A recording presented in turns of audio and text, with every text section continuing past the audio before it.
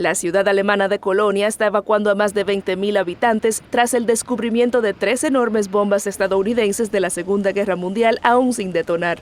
Se trata de un fenómeno frecuente en esta ciudad que fue un blanco de bombardeo durante el conflicto, pero ninguna operación de este alcance se ha llevado a cabo desde el fin de la guerra.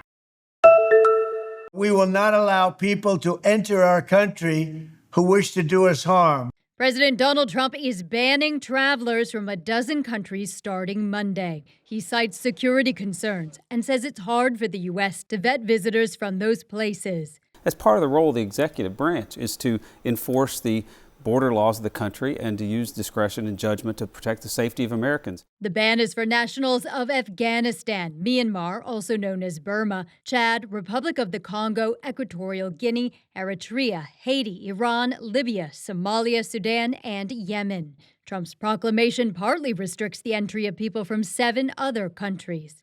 Notably, the list does not include Egypt. That's the native country of the suspect in Sunday's anti-Semitic attack in Boulder, Colorado. A White House official says the president made the final decision about the ban after that incident. You don't have countries like Egypt. You don't have Saudi Arabia, where most of the 9/11 terrorists came from.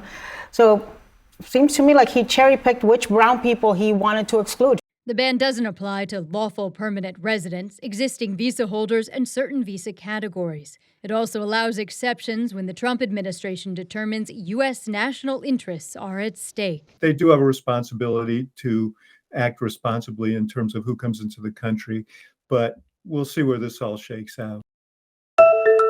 En Gaza, la distribución de ayuda humanitaria fue suspendida por 24 horas este miércoles tras varios días de violencia.